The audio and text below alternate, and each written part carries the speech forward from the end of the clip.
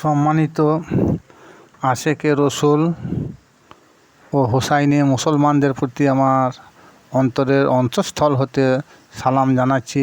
আসসালামু আলাইকুম ওয়া রাহমাতুল্লাহি ওয়া বারাকাতুহু। আজকে নতুন একটা ভিডিও আপনাদেরকে উপহার দিতে চলেছি, যা হয়তো অধিকাংশ লোকই শুনে নেয়। ভিডিওটা প্রথম থেকে শেষ পর্যন্ত দেখবেন, অধৈর্য হবেন না।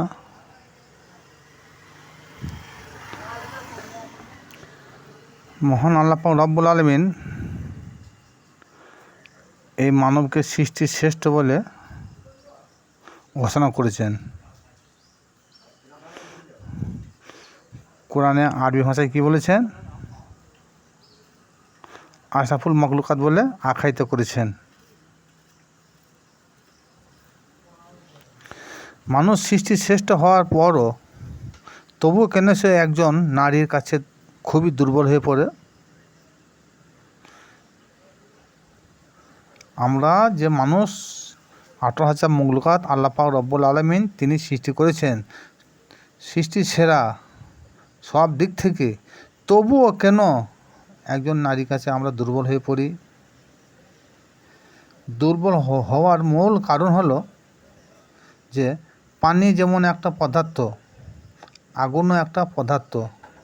পানির কর্ম হলো সে তার নিজ ক্ষমতায় আগুনকে নিভিয়ে দেয়।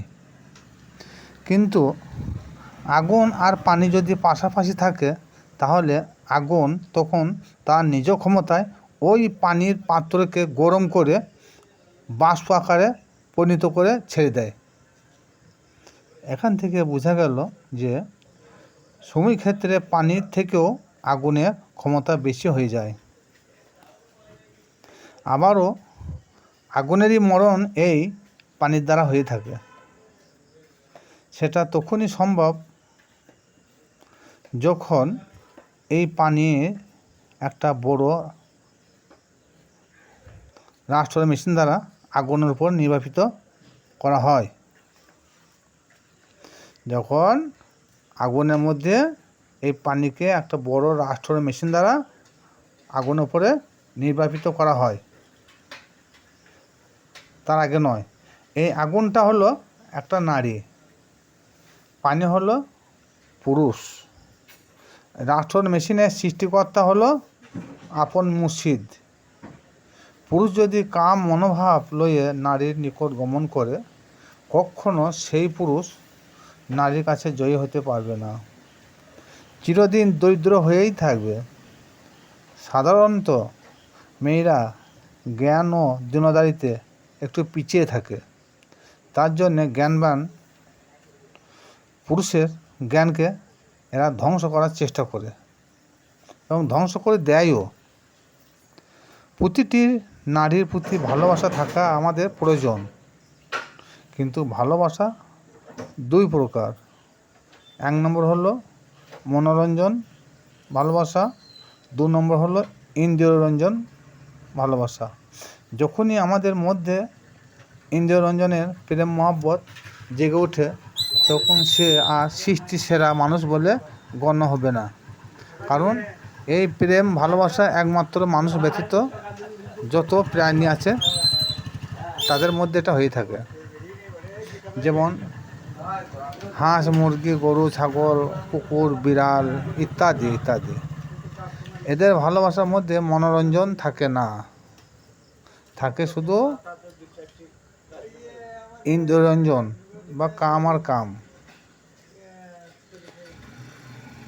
মনোরঞ্জন ও ইন্দ্রিয়রঞ্জন এই দুই ভালোবাসা জানতে ও শিখতে হলে মুর্শিদের পাঠশালায় ভর্তি হতে হবে, নচেত মানবকুলে জন্ম নেওয়া বৃথা হবে। তবে আপন স্ত্রীর নিকট ইন্দ্রিয়রঞ্জন করতে নিষেধ করি নাই আমি, কিন্তু উদ্দেশ্য থাকতে হবে আলাদা। আপনি যে আপন স্ত্রীর কাছে গিয়ে ইন্দ্রিয়রঞ্জন করব আমি নিষেধ করি না, কিন্তু যখনই যাবেন উদ্দেশ্য থাকতে হবে আলাদা। বিনা উদ্দেশ্যে ওই ক্ষেত্রে গমন করা নিষেধ। সূরা বাকারা আয়াত নম্বর 223 কানজুল ঈমান। যারা ভিডিওটা দেখলেন তিনারা একটু বেশি বেশি করে শেয়ার ও লাইক করবেন যদি ভালো লাগে, আর যদি বুঝতে না পারেন কমেন্টে জানাবেন। যদি জানার প্রয়োজন হয় আমি সূরা বাকারা আয়াত নম্বর 223 লিখে দিচ্ছি, কানজুল ঈমান থেকে এটা সংগ্রহ করবেন। ইনি একজন জগৎ বিখ্যাত তফসিরকারক আলা হযরত, ইনারই লিখনী কানজুল ঈমান। আর আশা করি যদি তরিকতপন্থী লোক হন তাহলে বুঝতে পারবেন, আর যদি এমনি শরীয়তপন্থী লোক হন আশা করি খুবই কম বুঝতে পারবেন বলে মনে হচ্ছে। কারণ যখনই আমরা কোনো লাইভে আসি, যখন পীর মুর্শিদের নাম করি, অনেকেই সেটাকে খুব ঘৃণা চোখে দেখে। কারণ পীর মুর্শিদ এক শ্রেণীর লোকের কাছে চোখের বালি হয়ে যায়।